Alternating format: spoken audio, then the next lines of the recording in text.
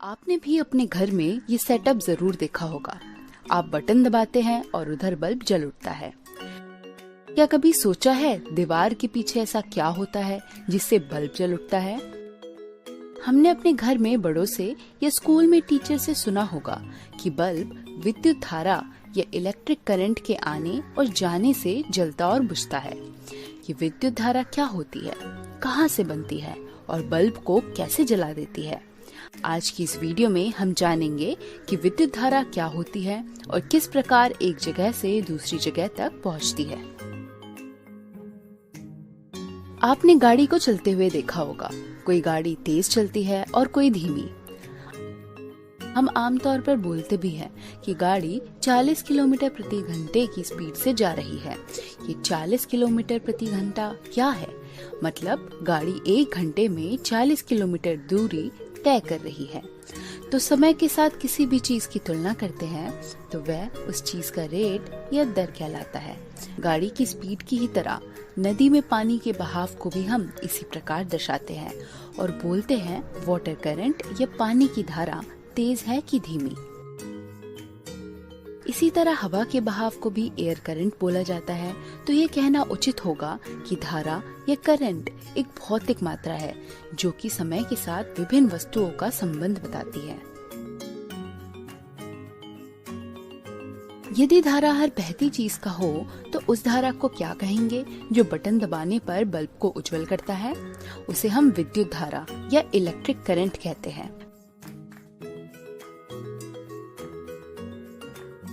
विद्युत आवेश के प्रवाह की दर विद्युत धारा कहलाती है। यदि Q विद्युत आवेश t समय में एक विशेष क्षेत्र से गुजरता है तो Q और t का अनुपात विद्युत धारा को दर्शाता है, जिसे हम विज्ञान में I से दर्शाते हैं।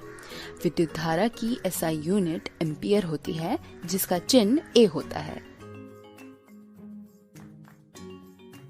ये विद्युत आवेश धातु के तारों के माध्यम से एक जगह से दूसरी जगह गमन करते हैं।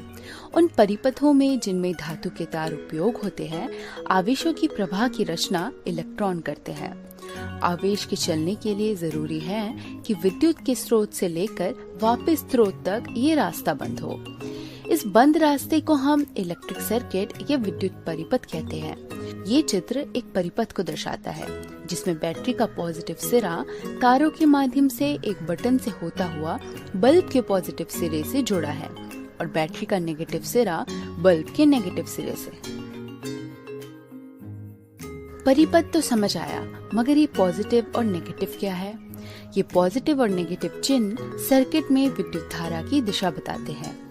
बैटरी के पॉजिटिव सिरे से विद्युत धारा गमन करना शुरू करती है और नेगेटिव सिरे तक आती है। इस बात का भी ध्यान रखना होगा कि इलेक्ट्रॉन्स विद्युत धारा की उल्टी दिशा में गमन करती है। लेकिन हमने ये भी जाना कि आवेशों की प्रवाह की रचना इलेक्ट्रॉन करते हैं और विद्युत धारा आवेश पर निर्भर करती है। फिर विद्युत धारा उल्टी दिशा में क्यों गमन करती है? उसे भी इलेक्ट्रॉन्स की ही दिशा में गमन करना चाहिए।